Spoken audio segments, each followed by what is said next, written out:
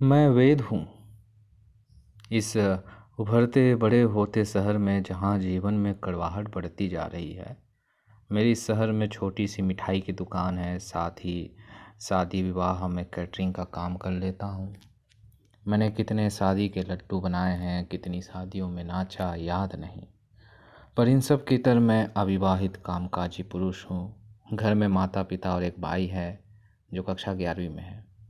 Mummy papa को शहर रास ना आया तो वो गांव के घर में रहते हैं, वहाँ की खेती संभाल रहे हैं। माता जी हर तीसरे दिन कोई ना कोई लड़की की फ़ोटो मेरे को व्हाट्सएप कर देती है, और मैं जब 4 घंटे में भी रिप्लाई ना दूँ तो कॉल कर खूब सुनाती है। ये देख तेरे चाचा के बेटे तेरे से 5 बरस छोटे हैं और उनकी गृहस्थी बस गई, उनके बच्चे स्कूल जाने लगे हैं इस साल से, और नहीं रुक सकती मैं, तुझे मेरी बात सुननी पड़ेगी, शादी तेरे को करनी पड़ेगी। तू मेरी बात ही नहीं सुनता है। मैं सर झुकाए मुजरिम की तरह सब सुनता, फिर ये कहकर फ़ोन रख देता कि ग्राहक आ गए हैं। दुकान में कुछ कंस्ट्रक्शन काम चल रहा तो आज घर में ही बैठे टीवी देखते देखते बोर लगा तो अपने भाई राहुल के रूम की ओर गया। मेरा भाई राहुल किसी के नोटबुक से अपनी नोटबुक में कॉपी कर रहा होता है। मैं, किसकी कॉपी कर रहा है? राहुल शर्माते हुए, भैया ये उसकी है, पायल की नोटबुक है। मैं, अच्छा इसमें इतना शर्मा और हड़बड़ा क्यों रहा है? ठीक है तुम पढ़ाई करो, मैं चलता हूँ। राहुल, भैया आपसे एक बात पूछूं? मैं, हाँ पूछ। राहुल, जब आप नाना के यहाँ रह के स्कूल की पढ़ाई करते थे तब किसी को आप पसंद थे या कोई आपको पसंद आया था क्या? मुझे चुप देख सॉरी भैया कहता है। मैं, एक छोटी सी कहानी है। राहुल, भैया बताओ ना प्लीज़। मैं, अच्छा ठीक है पर गांव में फ़ोन लगा के मम्मी पापा को मत बताना। हाँ, मेरे टाइम तक भी लेटर का ज़माना पूरी तरह से ख़त्म नहीं हुआ था। क्लास में एक नई लड़की आई थी, उससे बात खूब होती थी। एक दिन उसने एक लेटर दिया। राहुल कहता है, फिर आपको याद है उसमें क्या लिखा था उसने? हाँ याद है उसने क्या लिखा था। उसने लिखा था, तुम जो मेरी हर बात समझने को तैयार रहते हो, मेरी बचकानी हरकतों पे हंसने को तैयार रहते हो, मेरी गलतियों को माफ़ करने को तैयार रहते हो, मैं गिरूँ तो संभालने को तैयार रहते हो। यूँ लगता है जैसे तुम भी इश्क में बीमार रहते हो। फिर आपने क्या जवाब दिया था भैया?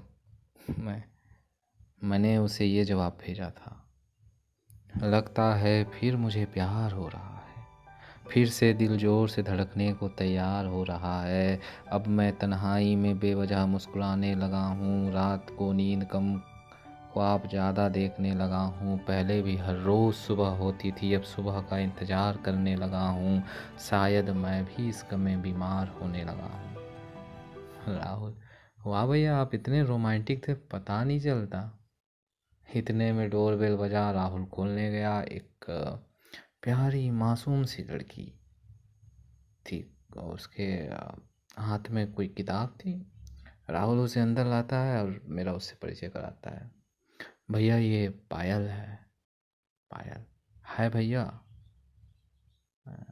मैं, हाय कैसी हो? पायल, मैं ठीक हूँ।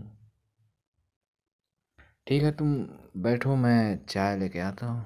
पायल, मतलब ये भैया भाभी बाहर इंतज़ार कर रही है। दरअसल यही पास में एक शादी है, वहीं जा रहे हैं, तो सोची राहुल को ये बुक दे दूँ। मैं, अपनी भाभी को भी अंदर ले आओ, थोड़ा ही तो समय लगेगा। आप लोगों को गुप्ता के यहाँ शादी में ही तो जाना है ना, वो तो 10 मिनट का रास्ता है। पायल कहती है, फिर कभी आऊँगी तो ज़रूर रुकूंगी, भाभी को और भी कहीं जाना है। फिर मैं और राहुल पायल को गेट से बाहर छोड़ने निकलते हैं। घर के सामने खड़े मर्सिडीज में एक महिला अपने मोबाइल पर कुछ कर रही थी। मैं एक पल में उसे पहचान गया, ये वही थी। फिर मैं पलटा और घर के अंदर बैठ गया। राहुल उन दोनों से बात कर कुछ देर में मुस्कुराता हुआ लौटा और मुझसे पूछा, भैया आप अंदर कैसे अचानक से आ गए?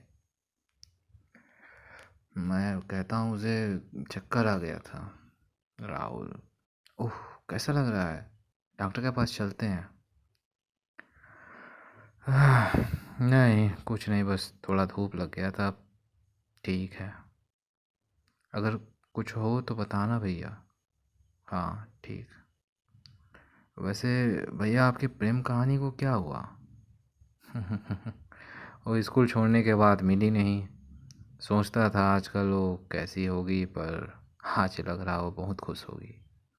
उसे किसी चीज़ की कोई कमी नहीं होगी, मेरे साथ होती तो रोटियां सेकती रहती बेचारी। ये कहकर मैं हंसने लगा। मेरी बातें राहुल की समझ से परे थी और आगे समझने की कोशिश भी करता। इससे पहले उसके मोबाइल में किसी व्हाट्सएप संदेश ने दस्तक दे दी।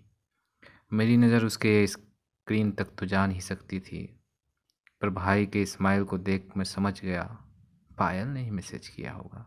वो अपने रूम की ओर चल पड़ा और मैं अपने मन के भंवर में फंसा बैठा। कुछ देर में शहर का भी मिजाज एकाएक बदल कर तूफान आने के संकेत देने लगा।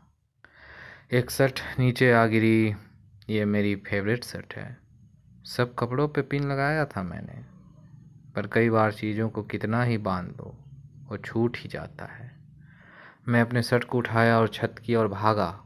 इससे पहले मेरे हिस्से के जो कपड़े उसे तूफान उड़ा के कहीं दूर ले जाए, उसे मैं अपने पास समेट लेना चाहता हूँ।